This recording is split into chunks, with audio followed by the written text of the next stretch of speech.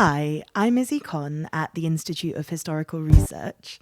Welcome back to Leading Labour and the first of the final of our 3 episodes on the former Labour leaders. In this episode, we're looking at Gordon Brown. For the last year, I've been interviewing senior insiders and experts to understand the stories of each of the former Labour leaders. We look at how each leader responded to the major political developments of their day, managed the ever-present tension between the left and right of the Labour Party, and, overall, how they sought to win elections and bring Labour into government. Brown took over from Tony Blair in 2007, after serving as Chancellor of the Exchequer for 10 years, through economically prosperous times. Let's hear first from Neil Kinnock, leader of the Labour Party from 1983 to 1992. Neil initially spotted Brown as a new talent in the parliamentary party and promoted him. Gordon, my comrade, a man of massive intellect and principle to match without ever being holy. It's pretty wonderful for somebody to be as ultra competent and highly motivated as that without being a bit come to Jesus. There's nothing of... I doubt if Gordon even owns sandals. He's polished shoes all the way. Brown was born in February 1951. He grew up in Kirkcaldy in Fife, and his father was a Church of Scotland minister. One of the most impactful things that happened to Brown when he was younger was when, aged 16, a rugby accident left him blind in his left eye and partially sighted in his right. According to his advisor Stuart Wood, the experience gave Brown a deep sense of life's fragility and a fierce urgency in politics. Brown was academically gifted. He was moved ahead 2 years at school and went to Edinburgh University at 16 to study history.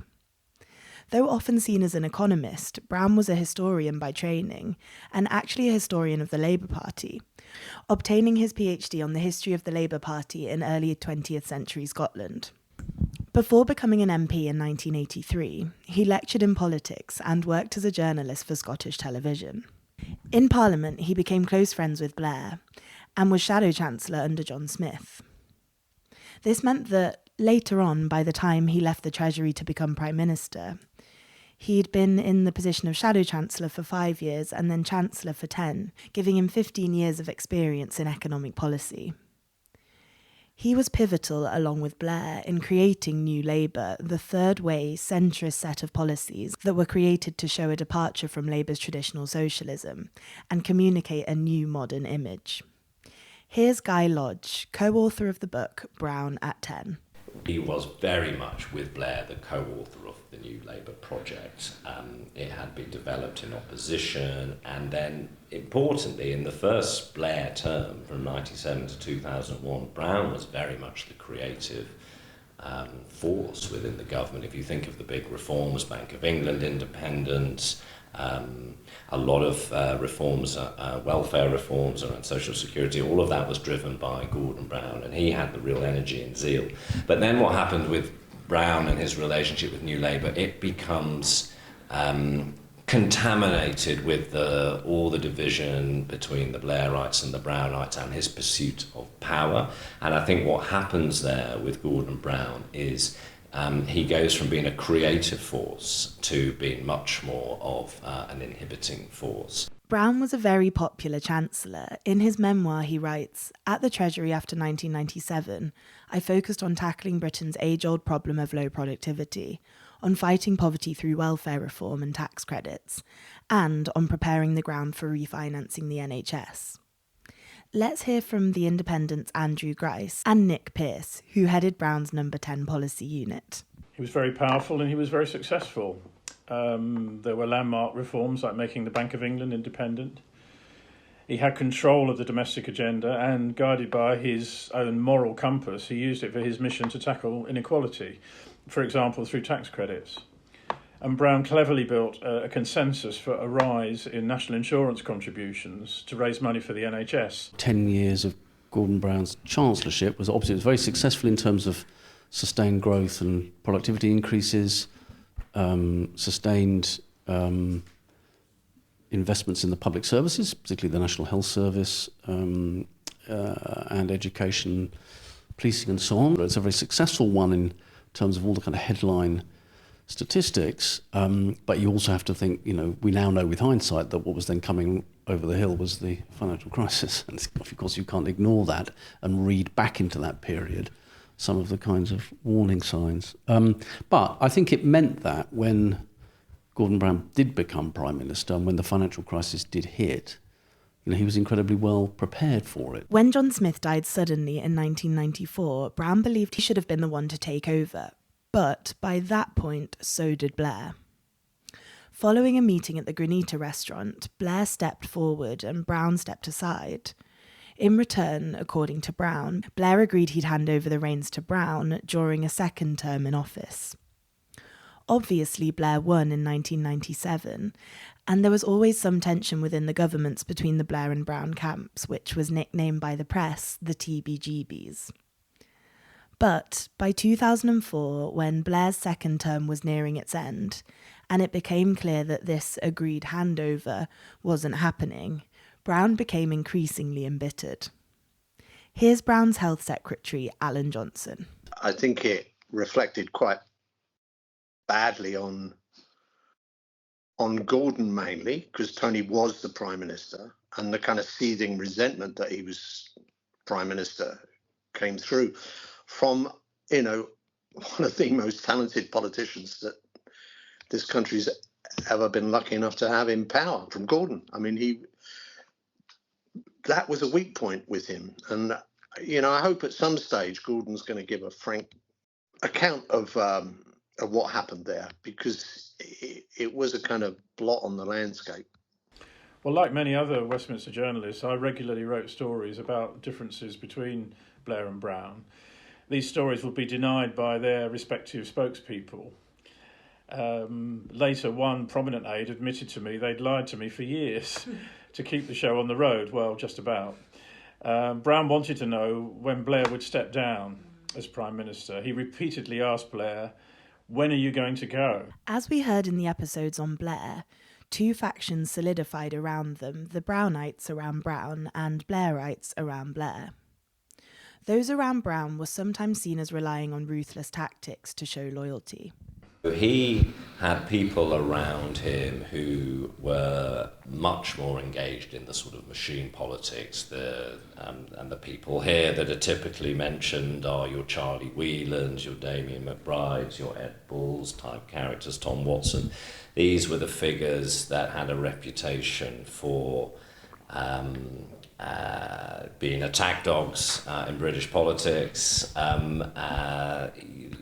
This view that Gordon had come to depend not just on them, but on that way, that modus operandi, that methodology for trying to achieve progress as a political leader. But, as Nick Pearce says, there wasn't actually a huge amount of policy difference between the two camps. It was in many ways about personal rivalry. I suspect actually after 2010, after Labour lost power for such a long period, it went through the kind of internal trauma of the Corbyn years, that a lot of those differences look somewhat narcissistic in the rearview mirror of history, and sort of protagonists of that period, I'm sure, if they had their time again, would want to, set some of those aside and focus less on some of the things which at the time appeared totemic of a particular disposition, were you reforming, modernised or not, and frankly, in the circumstances that then occurred after 2010, that much of that looks kind of completely irrelevant.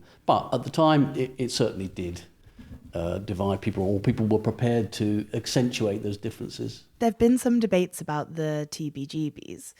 Ed Balls, Brown's key advisor, says that the debates enhanced the policy making of these years. However, most agree that it was disruptive to the governments. In 2004, as I already said, tensions really arose as Blair's plans to fight a third election, rather than stepping back, became clear. It was revealed in 2011 that in 2005, after Blair's historic third general election win, the Brownite camp held a meeting to discuss Brown's leadership bid and launched what they called Project Volvo to transform Brown into a Prime Minister in waiting. It stated that Brown, then Chancellor, was seen by voters as humourless, dour, moody, aggressive, unapproachable, and advised that instead he use Richard and Judy mode at all times. meaning smiling and being more chatty. Cabinet ministers began hinting openly that Blair should go, and party rebels threatened coordinated resignations if Blair clung on. Even the newspapers that had championed New Labour were turning against him. By 2006, Blair was forced to promise he would step aside within a year, meaning the beginning of a public countdown to his own departure. And in June 2007, after a decade in power, he finally resigned, clearing the way for Gordon Brown to take over. I think that New Labour was successful. They did a lot of good things. National minimum wage, rebuilding public services, especially the NHS, Sure Start. But it could have achieved more for the country if they'd been able to work together better. And it certainly would have been a much more happy and harmonious experience for those involved without the TBGBs. Because Blair failed to bring on a credible new generation of New Labour leaders, one of whom would continue his revolution by taking over from him. Despite their earlier partnership, the constant battles between Blair and Brown meant that eventually Blair did not want Brown to succeed him. Brown's position in the party, however, was so strong that there was no stopping him, and many in the party understandably thought he deserved his chance after waiting for so long. Brown had announced his leadership bid titled Gordon Brown for Britain, and John McDonnell, a figure on the left who later became Shadow Chancellor during Jeremy Corbyn's leadership, but failed to gain enough nominations from MPs. No one else challenged Brown, and the lack of an opponent meant Brown's succession was effectively guaranteed. It was the first time Labour had changed leaders without a contest since 1932, and his coronation was something that later harmed his position. Jacqui Smith became Brown's Home Secretary, but at this time was Blair's chief whip. Let's hear from her, Alan Johnson, Andrew Grice, Guy Lodge and Nick Pearce about the challenges of this leadership takeover. He'd made his decision that he was going. That was a reasonably calm period, and although theoretically, of course, there was nearly a leadership election when Gordon stood, because John McDonnell sought sufficient nominations and on that occasion didn't get them from the Parliamentary Labour Party in order to force a contest. So in many ways it was a coronation. I think one thing that did Gordon no good was that he wasn't challenged, that he came in a coronation. I was unsuccessfully trying to be deputy leader, and we were going around the country having these debates, and Gordon would turn up in the end just to do a kind of question and answer. With hindsight, it would have been better if there had been a contender. He would have had a better mandate, but at the time a lot of Labour members thought he'd been waiting for 13 years and he deserved his chance, and there wasn't anyone of stature coming anywhere near him in terms of being a possible successor to Blair. Well, within the Brownite camp, obviously, he was received with open arms. Amongst the Blairite part of the party, he was clearly received with a lot of scepticism. I think they had resigned themselves to there being no alternative to Gordon Brown, and they had not been able to advance an alternative. But I think a number of the Blairites just didn't think Gordon Brown would be up to the job. But what had been new by definition was slightly less new by the time we got to 2007. And of course, it also was clear that Gordon, even if not explicitly, because he, and I experienced this as chief whip, because it was his people that essentially speeded up the process by which Tony stood back and Gordon became the Prime Minister, there then became a certain amount of sort of obviousness about the fact that there had been a conflict between them, and a certain amount of resentment about the fact that people felt that Tony might have been forced out more quickly than they wanted him to have been. But of course, if you have had a period running the party in opposition, it does prepare you for some of those kind of management challenges, even if it doesn't prepare you for being, actually leading the country. But you do get, you do take that with you, and you take. If you've won a majority, you're taking the public legitimacy into office with you too, and that was the hardest thing for Gordon Brown in not calling the election, in not having been elected to leader by the wider Labour Party. Was he constantly had to deal with the kind of that question of public legitimacy. A big focus of the Brownites while Blair was in office was that Brown had a different and, in their eyes, better plan for government. He was implicitly linked to being more old Labour than new Labour. For many people by that point, because Blair had grown unpopular, the expectation was that at least Brown wouldn't be like Blair, and that was enough. However, once he took office, it became clear that he didn't have as much of a well-thought-out plan. Here's Andrew Grice and Alan Johnson. When he was Chancellor, Gordon Brown's aides would tell people like me, just you wait till he gets into number 10, it'll be different, it'll be better, he's got lots of ideas. And then when it happened, somehow the bottom drawer looked surprisingly empty. You know, Gordon was coming into a completely different situation. He wasn't taken over from the Tories, he was taken over from another Labour Prime Minister who had had a fair deal of success. And so elsewhere, you know, there were already 3,000 Sure Start centres. We were already focused, and it was very much a Gordon thing, on child poverty. You know, all those things he'd done in his long period as Chancellor. We had had 46 successive quarters of growth. We want to talk about growth. You know, the absolute master of growth was Gordon Brown as our Chancellor. So he was more into the nuts and bolts. While it was reported at the time that Brown didn't have the plan that many had expected, often referred to as the bottom drawer being empty, Alan, who was made the Health Secretary, says he felt like he did have a great direction for this role. You know, this was my fourth cabinet position. I'd never had that kind of, not so much detailed as very clear, here's what I'm expecting. So that would go under the radar for the political journos. But it didn't mean to say it wasn't there. It didn't mean to say he didn't know what he wanted to do. Let's hear from Nick Pearce on the policies that were planned by the Brown governments. In 2007, there were a number of areas where announcements were made on things like education and health.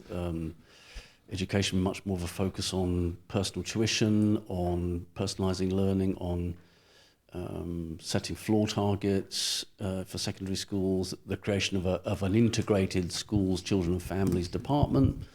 That was the substantive content there. And then in health, much more focus on prevention, on health checks, on polyclinics, where you would do a lot more in the community. There was a sort of public service agenda. There were reforms on things like the Constitution, the development of a Bill of Rights, so on. In the end, that agenda didn't go very far. Sort of progress towards a written constitution didn't go very far in the end, for all sorts of reasons. But I think you see consistently, and you see it in recent years with the commission that Gordon Brown chaired on the nations and regions and constitutional reform, a kind of consistent interest in those questions of democratic and constitutional reform. Ultimately, Guy Lodge tells us that Brown's ideas weren't really there to set a clear agenda that was different to the three Blair terms. There's this sort of debate about would he be continuity or change. He started his premiership by saying he would be about change, but never defined it. It was all quite superficial. Other people we spoke to at the time in and around were even more critical, saying they were also surprised that someone who had wanted power and the premiership so much had actually come with a sort of, you know, a cupboard that was bare of ideas. I think in the end what was going on here was the pursuit of power. He had been defining himself very much against Blair and hadn't thought hard enough about what was Brown for. So he didn't come with this proactive agenda. And as I say, I think that hindered the premiership throughout because he didn't have a clear sense of direction. Upon entering office, Brown had taken immediate steps to differentiate himself from Blair's governing style, particularly the things that had become really unpopular about Blair and that had led to a loss in voter trust. Obviously the Iraq War, but also accusations of the government relying too much on spin. It had become well known that Blair had used an order in council to allow two political appointees, namely Alistair Campbell, who was his Director of Communications, and Jonathan Powell, who was his Chief of Staff, the unusual authority to give orders to civil servants, especially on media and communications, something that normally only ministers could do. An advertising campaign, Not Flash, Just Gordon, sought to position Brown as different to Blair, Less focused on self-presentation, but also as more human than the Conservative opposition leader, David Cameron, who had had a poll lead by the end of Blair's tenure and was also seen as being very slick. When he took office, he revoked the orders in council which allowed political appointees to give orders to civil servants, and he tried to show that some of the things with which Blair had been associated, rightly or wrongly or justly or otherwise, the idea of sofa government and so on, giving political instruction to civil servants, these sorts of things. He tried to show that he wouldn't govern in that way. And of course there was also the Iraq War, and then establishing an inquiry for that. So the other bits of the legacy of the Blair era, particularly on those questions of the sort of style of government and Iraq, in his first few days in office, really, certainly first weeks, he was clearly trying to show that he would be different. Blair's sofa government style, an informal style where decisions were often made in smaller groups on the number 10 sofa, sometimes bypassing cabinet, had really come under fire in the years since the Iraq War. Brown was quick to change this. Here's Alan Johnson. I actually went to number 10 the first Saturday he was Prime Minister. I'd just been made Health Secretary. We were on a hospital visit. I had to be in Downing Street at 7:30, went to where the Prime Minister usually is, and he was there, but I looked around and the sofa had gone. I mean, he was Prime Minister on Wednesday, and by Saturday, the famous sofa had disappeared. Brown reinstated long cabinet discussions to portray a different style than Blair's, but also to stave off media-driven criticism that Brown's government might be controlling. In the first year of Brown's government, Jack Straw, who was Brown's Justice Secretary, said that Brown's cabinet was much more collegiate than Blair's, saying, "We used to discuss a lot of things in Tony's cabinet, but often they were discussing how we present policies." Brown's style of running cabinets was different, but it wasn't the most efficient process. For the best possible reasons, he wanted everyone to have their say. Tony didn't want anyone to have their say, not in any draconian way, but you dealt with stuff outside of cabinet committees and whatever, and when you all gathered around the table with all those clashing egos, it'd go on forever if you weren't careful. Gordon wasn't careful. In fact, I remember the first cabinet meeting, it took 5 hours and then we agreed to reconvene the following day. Why did it do that? Because Gordon insisted on going around the table. Every single one of us, whether we had anything to say or not, had to say something. So they just went on, and they were interminable. And you've got departments to run. I had the Department of Health to run. I wanted to get back. Gordon wanted to ensure everyone had their say. Wanted to ensure we all felt valued and trusted as part of his team. But I wouldn't run cabinet meetings that way. However, it was hard to reassert trust through these changes, given that Brown was so closely linked with New Labour and the Blair years before him. Yeah, they are some of the reforms are quite technical. They're only really understood by, political insiders and journalists and others. And some things about trust in politics they're very difficult. Everybody can say that they're committed to renewing trust in politics. It's very hard to do. And changing kind of electoral or voter attitudes to those things is not something you can readily do, even if you are very committed to it. A key part of the dissatisfaction that Labour members and some MPs had with Blair was his centre-right stance on issues. He had taken a very hard line against asylum seekers, a harsh stance on crime, and had lost his first vote in Parliament in 2005 on a bill that planned to give the police power to detain terror suspects for up to 90 days without charge, and had supported market-driven reforms in public services, including introducing more private sector involvement in schools and the NHS. As I mentioned before, Brown had angled himself as more old Labour, and people who had grown tired of Blair hoped that Brown would return Labour to more of its old principles. However, Brown had been an architect of New Labour too, and was naturally cautious and didn't really take the party leftwards at all. Let's hear from Guy Lodge, Alan Johnson and Andrew Grice. The prospects of Gordon Brown shifting in any sort of drastic fashion to leftwards were very unlikely. He was the co-creator of New Labour, And actually, the differences and divisions between Blair and Brown and the Brownites and the Blairites were never really substantively about policy or ideology. They were all about power and personality. Gordon Brown recognised that Labour can only really govern effectively from the centre.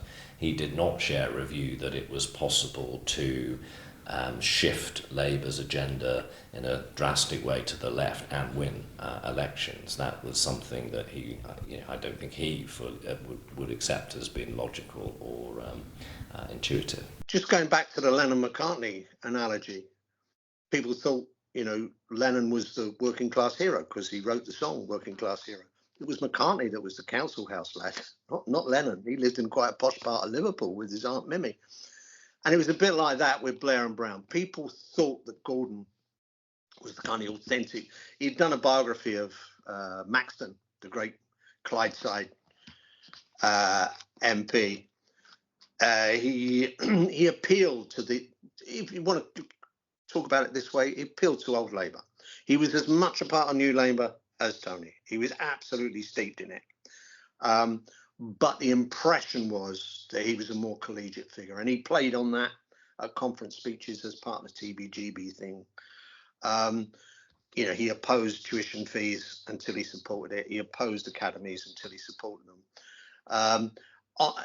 And that often seemed as if he was further to the left. He wasn't further. They were both left of centre, but centre being a very important grounding principle for both Gordon and Tony. They both realised that to win elections, you have to convert people who voted differently to you last time. Brown did encourage them to think that because he wanted to be distinctive. He wanted to be different to Tony Blair. He didn't want to be a Blair clone. And there were genuine differences between them on market forces in the NHS, for example. But Brown did cultivate an image to the party that he was to the left of Tony Blair. And he probably was slightly to the left of Tony Blair, even though Brown took some very New Labour decisions as Shadow Chancellor in particular, which actually made him more unpopular with Labour members. So, actually, when Brown took over, he had initially great public support. He was praised for his calm and capable handling of several major events, including attempted terrorist attacks in London and Glasgow, severe summer flooding, and a foot and mouth disease outbreak in Surrey. Brown's serious, steady image did contrast with Blair's more media-driven style and won him public approval. Between July and September 2007, Brown's first months in office, Labour had a consistent poll lead of up to 11 points ahead of the Conservatives. He was Tony unplugged it and unvarnished. He'd go in front of the cameras and he hadn't had his hair done or the makeup, but he was very, very authentic. And people liked his almost Presbyterian sense of reassurance that he gave. What did for him, of course, was dithering over whether to call an election. After this really strong start, with an election not constitutionally due until 2010, strong speculation began to grow that Brown was going to call an early election. He had appointed Cabinet Minister Ed Miliband to work on Labour's manifesto for the next general election, and it became clear that further preparations had been being made behind the scenes. Party organisers had been advised to be election ready, and potential October dates for an election were leaked to the media. At the Labour conference in late September, Brown's first as leader, Brown repeatedly refused to rule out an early election, while other ministers hinted that it was highly likely. A September Times headline read, "Snap election now likely as Brown rides poll bounce." However, on the 3rd of October at the Conservative conference, David Cameron, who had been party leader for just 2 years, delivered a widely praised speech, speaking without notes, making direct attacks on Brown's leadership and positioning the Conservatives as a credible government in waiting. The polls narrowed, and whether it was influenced by this or not, Brown decided not to call an election, announcing his decision publicly on the 7th of October. He insisted it wasn't due to polling, but letting speculation run wild really weakened him in a way that he never recovered from. It's become an infamous political mistake called the election that never was. Let's hear from Nick Pearce, Alan Johnson and Jacqui Smith. that really sort of undermined his position. There's no question about that. The polls dipped at that point.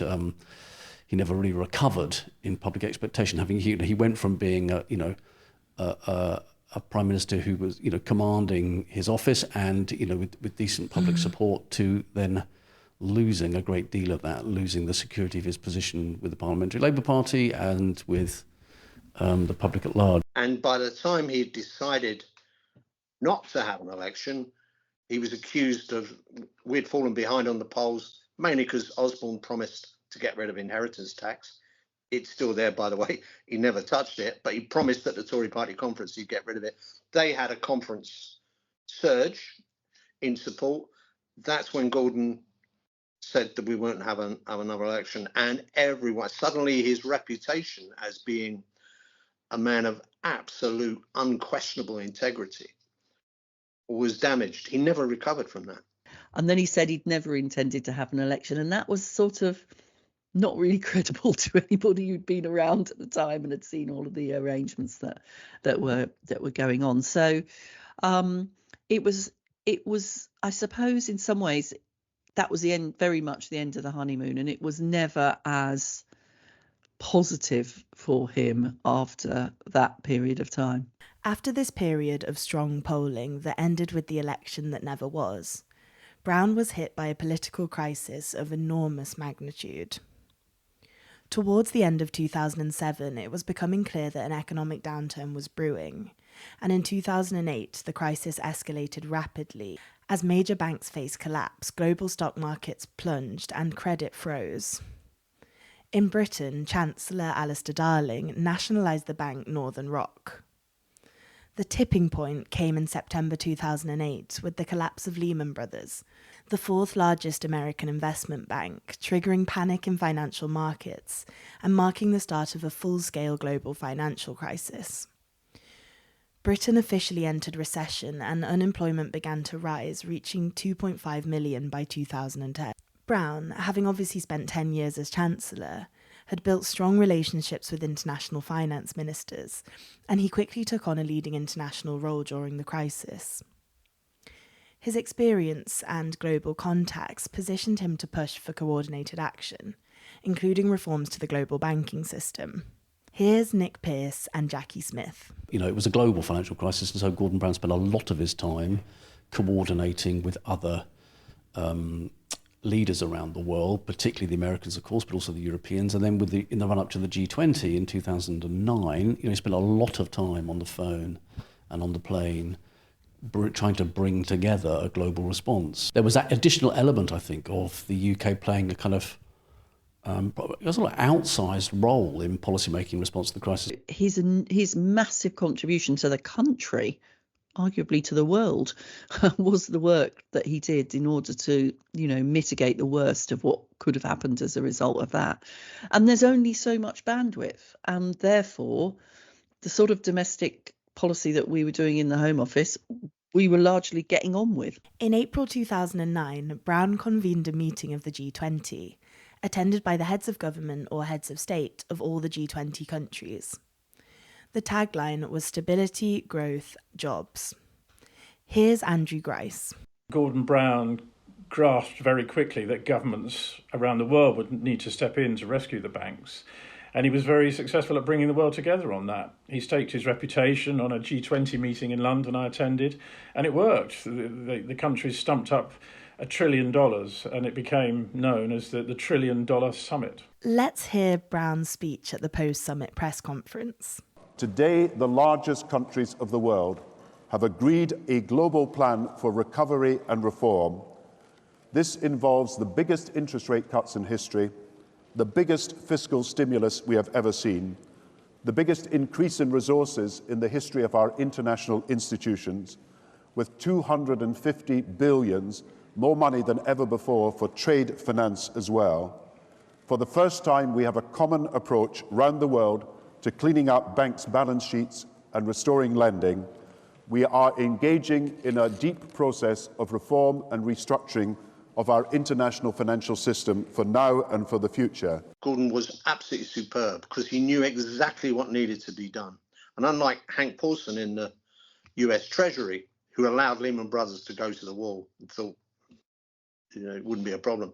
Gordon knew you couldn't allow the banks to collapse. In a way, it was the making of Gordon. In Barack Obama's memoir, Who Was President of America During the Crash, he said of Brown, "He was thoughtful, responsible, and understood global finance, and although his time in office would prove short-lived, I was fortunate to have him as a partner during those early months of the crisis." But despite Brown demonstrating this clear international leadership, he was less recognised for it in Britain. And it was the challenge that led him to be respected all around the world, everywhere, except Britain, it seems to me. Apart from some of the financial journalists who recognise this, Obama credits him. A lot of attention in Britain turned to how the government would change domestic spending because of the crisis and whether Brown's government would start making cuts. Brown was initially resistant to early spending cuts, believing they could harm recovery and instead emphasise continued investment in the economy to stimulate growth. Alistair Darling pushed for a clearer plan to reduce the deficit, arguing that cuts would be necessary sooner to maintain market confidence. Tension rose, and a key focus of journalistic inquiry became the difference in opinion between Brown and Darling. Once the worst of the crisis was over, there was then some tension about what should then happen to the public finances, and it became clear that there was a difference of opinion more after I resigned as Home Secretary, but there was a difference of opinion between Gordon and Alistair about what then needed to happen in order to get the public finances back into a reasonable, to get them back more into balance and more into what you might have wanted to have in the run-up to a general election. The main disagreements were that I think Alistair was arguing that there needed to be saving, public sector spending needed to be controlled more in order to protect the public finances, and Gordon believing that this was the point at which you needed to spend, and particularly to invest in order to safeguard the economy. And whilst that is a sort of stark description of it, and it wasn't as stark as that, there was a distinct difference of opinion, and that of course caused quite a lot of tension between Gordon and Alistair Darling. In Darling's 2011 memoir, he described Brown as having an increasingly brutal and volcanic demeanour towards him, mistrusting him so much that Brown repeatedly tried to place his own aides in the Treasury ministerial team to report back on what the Chancellor was doing. Let's hear from Nick Pearce. A lot of people who had spent, Gordon included, who had spent a long time saying the Labour Party stood for investment versus cuts. The Conservative Party would cut and Labour would invest, and they wanted to maintain that divide going into the 2010 election. And others who said, well, that's not plausible because we are also going to have to do some cutting if we are re-elected, albeit we'll get more from growth and tax increases and it'll be a much slower deficit reduction path. There will be some cuts. Although the Labour government didn't do a spending review before it left office, it did commit some resources to education, health and policing. National insurance was increased to do so. There was a top rate of tax and so on. So there were tax and spending changes, but there was also an implied path of deficit reduction. The deficit would be reduced by about a half over a period of 4 years and then further. And so there were implied cuts. And there was a lot of discussion about that. Can you be open about saying there will be cuts? And, there were internal disagreements about that.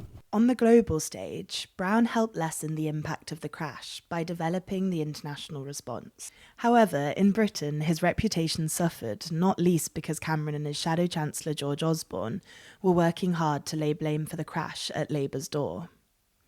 They argued that Labour's overspending had caused the economic downturn. Here's Jacqui Smith and Alan Johnson. His reputation up to that point had been of prudence, of enormously successful management of the economy. That took a massive hit unfairly, of course, that took a massive hit with the financial crisis and enabled the opposition to sort of to characterise that part of the Labour government as being a time when, too much money was spent, the public finances got out of control, and post 2010, we never countered that quickly enough. The problem was the way we were portrayed, that it was all the fault of us recruiting more nurses, which is a very clever way that Cameron and Osborne put it.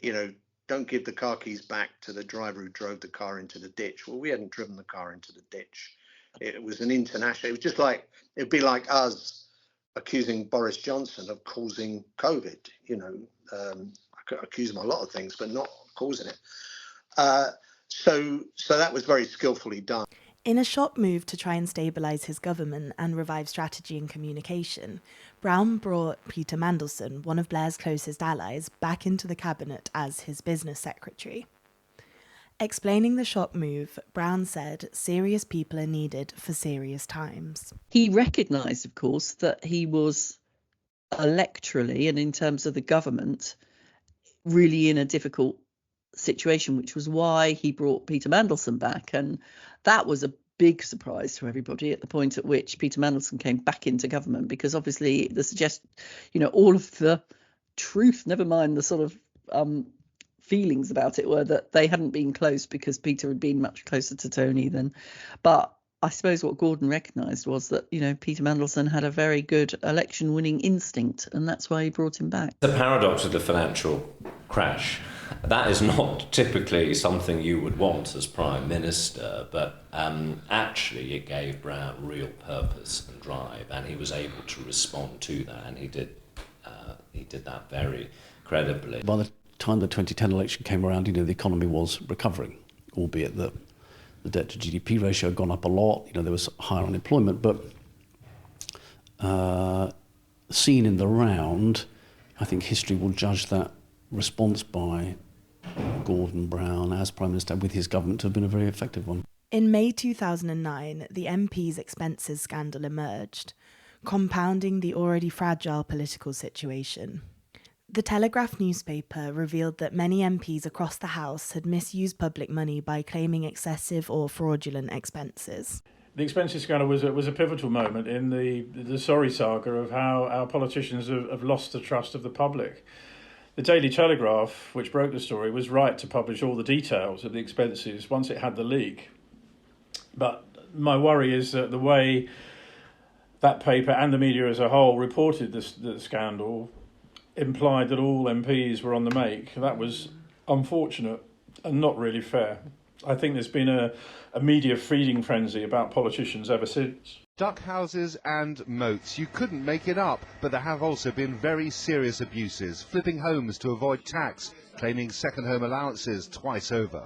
It really undermined public trust in politicians, in an environment where trustworthiness had already been thrown into doubt by constant allegations of spin against the Blair governments and by the Iraq War. Emerging just as Britain was heading into recession and the economic future looked uncertain, the expenses scandal struck a particularly raw nerve with the public, as MPs were widely perceived to be looking after their own interests, just as the public were being urged to tighten their belts. Let's hear from Jacqui Smith, Guy Lodge and Andrew Grice on how Brown dealt with it. I mean, the expenses scandal was an enormous challenge for everybody in Parliament. By virtue of the fact that he was Prime Minister, it was he was in a worse position. I'm not one of those who thinks, he could have easily found a way to solve it, because once it started unravelling, everybody was caught up in it. Public outrage over it was off the scale. All the stories about how MPs have been claiming expenses for various things, they were angry, and this is where you begin to see his weaknesses as a political communicator. He really struggled to try and get the tone right and engage with a public that were very, very frustrated by the way MPs had behaved. The expenses scandal would have hurt any government at the time. Again, it wasn't really under Gordon Brown's control. He devoted an enormous amount of energy to trying to clean it up, but if it had happened on the Tories' watch, they would have been damaged by it, and Labour did certainly take a hit from the expenses scandal. I think David Cameron actually played a very, very canny game when it came to the expenses scandal. He got out there on the front foot. He acknowledged that it was a serious problem. He claimed he was taking action against the MPs, and of course to some extent himself, over what had happened, and altogether in some senses beat Gordon Brown to the punch when it came to expenses. Now, let's look at Gordon Brown's leadership qualities and the way he approached leadership.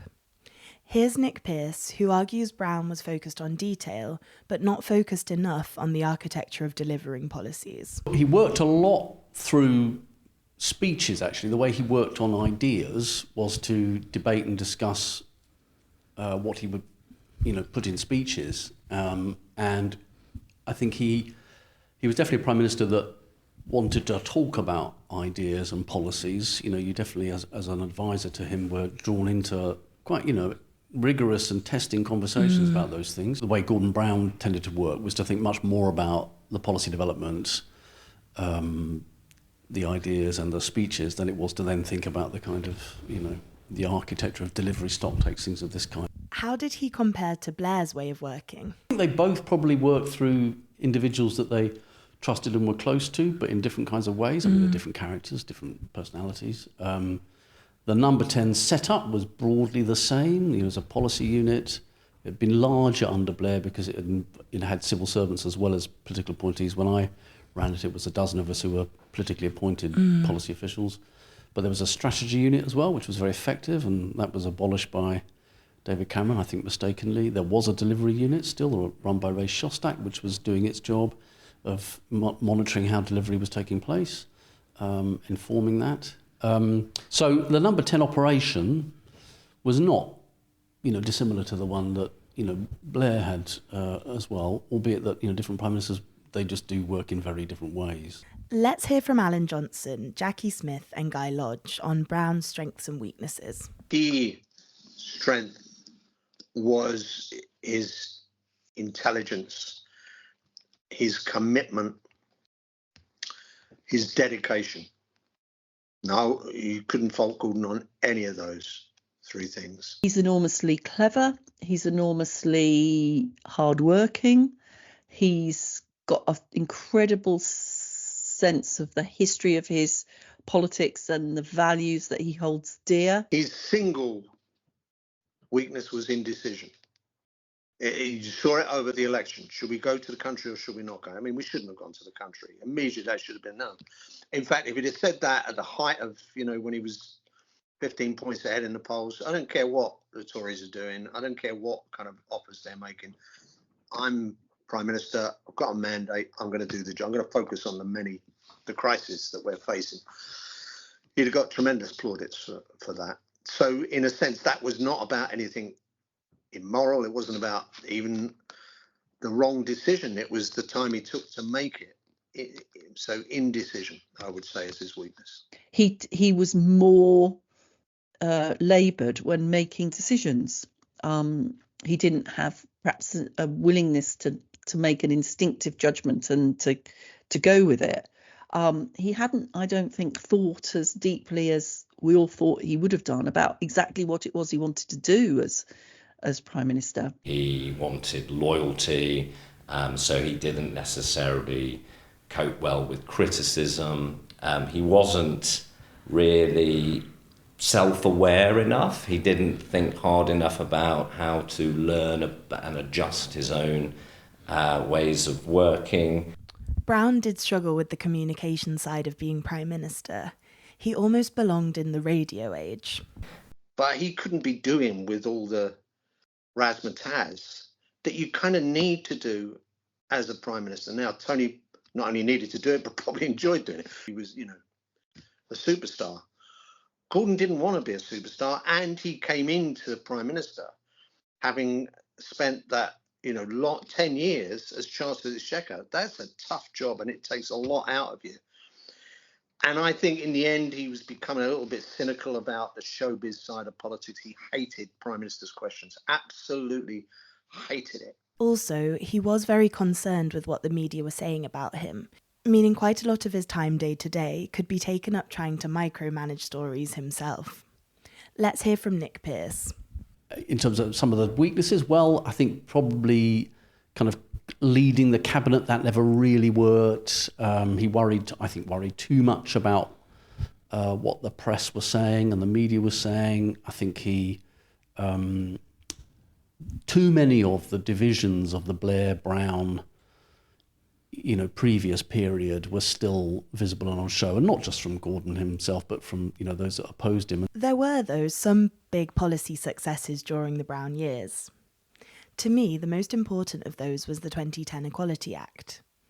It consolidated existing equality and diversity legislation, including the Disability Discrimination Act, Race Relations Act, and the Sex Discrimination Act, and made the protections easier to understand and apply. The pensions legislation that implemented the Turner Commission, that was brought into place. The Equality Act, which you've talked about in 2010. There were education skills, apprenticeship acts, legislation. There was legislation in crime and in local government. There was a shift towards ill-fated now to high speed, investment in high speed too. Big shifts that took place in transport policy. And I think most people would say that the 2008 Climate Change Act, which introduced for the first time the legal obligation for the 2050 target and for introducing the Climate Change Committee, that was a very big and important piece of legislation. So there are things of this kind, I think, which which do matter when you look back at that period of office. And Brown was proud of the changes brought about by new Labour governments since 1997. Look at what we have achieved together since 1997. The winter fuel allowance, the shortest waiting times in history, crime down by a third, the creation of Sure Start, the cancer guarantee, record results in schools, more students than ever, the Disability Discrimination Act, devolution, civil partnerships, peace in Northern Ireland, the social chapter, 500,000 children out of poverty, maternity pay, paternity leave, child benefit at record levels, the minimum wage, the ban on cluster bombs, the cancelling of debt, the trebling of aid, the first ever Climate Change Act. That's the Britain we've been building together. That's the change we choose. However, as Jacqui Smith told me, the pace of change definitely did slow down by the end of Brown's government. It felt really difficult to make any progress on sort of serious policy things because there was a sort of combination of the sheer tiredness of coming to the end of a period in government. You never think you are, but looking back on it, it was obvious that we were. The real challenge then of how you reinvent yourself in government, a phrase that we constantly used to say and never managed to do. The tensions then between people about who was to blame and what should there be a change of leadership. It was just, and then add in the personal pressure to every individual of the expenses scandal. It was just an unhappy and difficult time to be in the Labour Party and to be in the Labour government. Brown called the general election for Thursday, 6th of May 2010. Already a feature of elections in most developed democracies, the campaign saw the first TV leaders' debates between Brown, Cameron and Liberal Democrat leader Nick Clegg.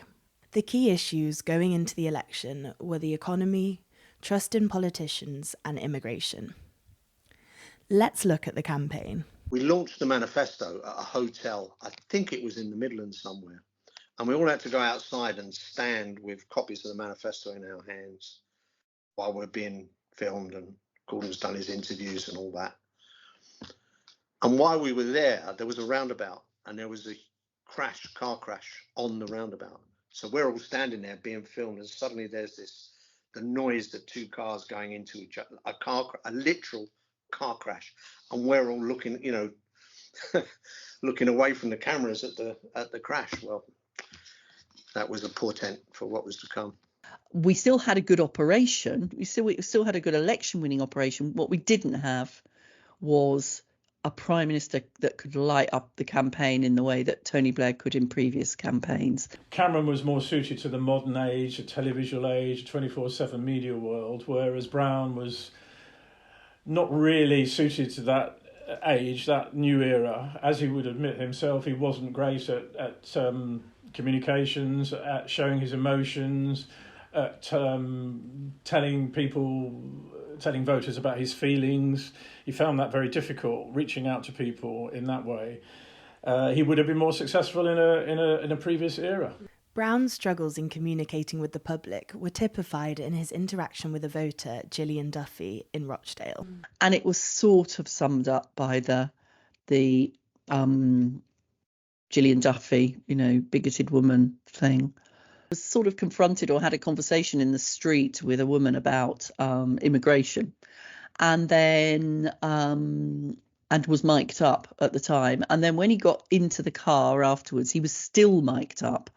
And when asked by the person who he was with what was it about, he described her as being a bigoted woman because of the approach that she'd taken to immigration. This played into people thinking that he was not so good with people. It played into a concern about immigration that people felt wasn't being properly responded to or challenged by Labour at that particular election.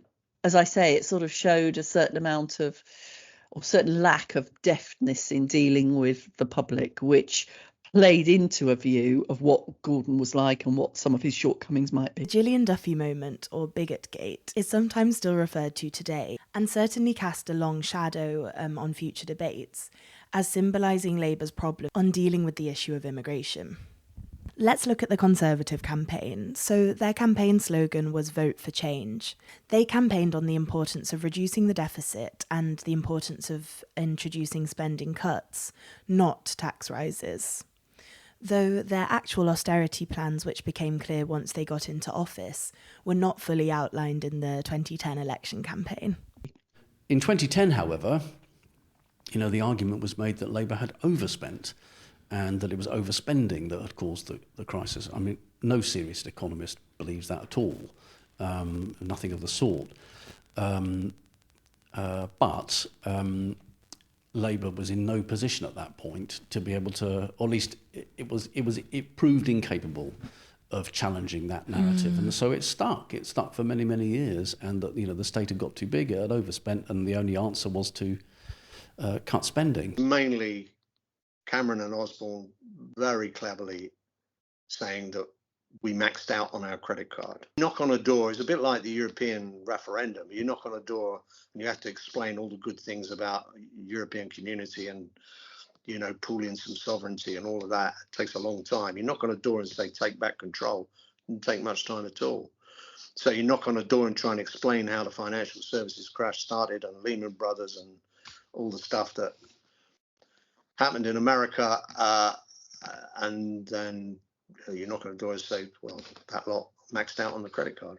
Much easier. The public had got a little bit tired of us after 13 years. There was that element creeping in, time for a change. Once that starts, difficult to stop. And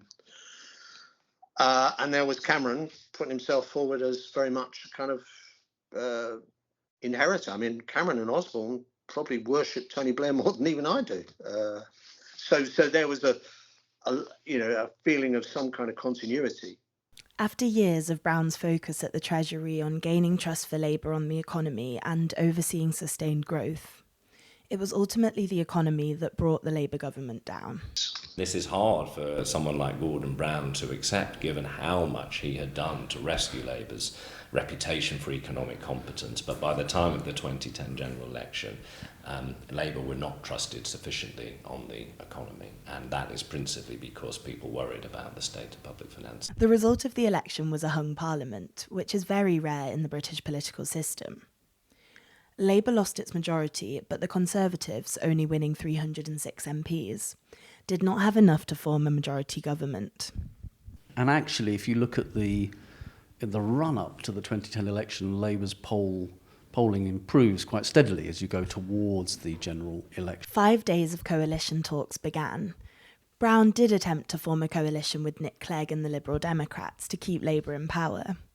However, Clegg was under pressure not to prop up an unpopular Labour government that had lost a lot of its support in the election.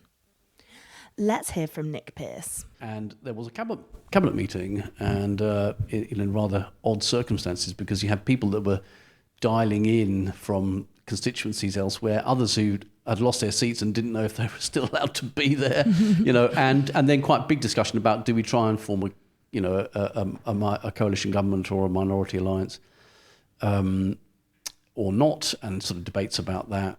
And so we had this kind of very strange, period of 5 days. And then obviously on the last day, it was obvious that it wasn't going to happen, that, there was going to be a Liberal Democrat Conservative coalition. But why did Clegg opt to go into coalition with Cameron? The Liberal Democrats were being run by the Orange Book group on the right, of Clegg and Laws and Alexander. They clearly wanted to go into coalition with the Conservatives. And the arguments that Labour ministers and Labour people were putting to them were, if you're pro-European, if you want to ensure that public services retain investment, if you want constitutional and democratic reform, and if you want a referendum on proportional representation, then you need to go into coalition with Labour. But in the end, none of those arguments really mattered. This coalition brought to an end 13 years of the new Labour governments and began a period of Labour being in opposition that would last until 2024. Let's hear about Labour's final day in government. And then it got quite elegiac, actually. People came into the office, Alistair Campbell and Peter Mandelson, these people, Ed Balls and others, everybody kind of, there were lots of sort of, hugs and jokes and all the rest of it. It was kind of end of an era period, obviously. There are some photographs from that day. And then, of course, Gordon Brown and Sarah Brown and the children, left Downing Street. He made his farewell speech. Let's look at Brown's legacy. He had a reputation following his period of Chancellor of the Exchequer of being, I think you could almost argue, if not certainly one of the most successful chancellors of the Exchequer we've ever had. And he was just a giant figure. He's a giant figure. In the end, it was just short of 3 years, but he faced major crises. I think where the disappointment arose was because Gordon Brown, to some degree, misled / confused the constituency that were hoping for a more sort of progressive approach. And that's because he came in promising change when he became Prime Minister, but it was all quite superficial, and he never, as I say, he could never really resolve in his own mind to what degree he would change from the new Labour position and to what degree he would continue it. And in the end, there's more continuity than change. In the end, historic judgments are made on how prime ministers respond to and handle the big central issues that define their time in office. And Brown's was his response to the global financial crash, where he played a very significant role, demonstrated leadership on a global scale that few British prime ministers have been able to achieve. And history will judge him probably by that more than anything else. And that will be the kind of defining issue on which history judges Gordon Brown's prime ministership. And having been Chancellor, he was very well equipped to deal with it. And economists and others do give him that credit, actually, for how he responded. Thanks so much for listening to this Leading Labour episode on Gordon Brown. Today we heard from Neil Kinnock, Guy Lodge, Andrew Grice, Tim Bale, Nick Pearce, Alan Johnson and Jacqui Smith. The links to read more about them, as well as links to buy their brilliant books, are in the description of this episode. Next week, we'll be looking at Ed Miliband. Make sure to subscribe so you don't miss out on future episodes, and leave a rating if you've been enjoying the series. This episode was researched, produced and presented by me, Izzy Conn. Special thanks goes to Will Barber-Taylor for editing and additional research. The artwork for this episode is by Chloe Watts. Music is by Rickard Fromm.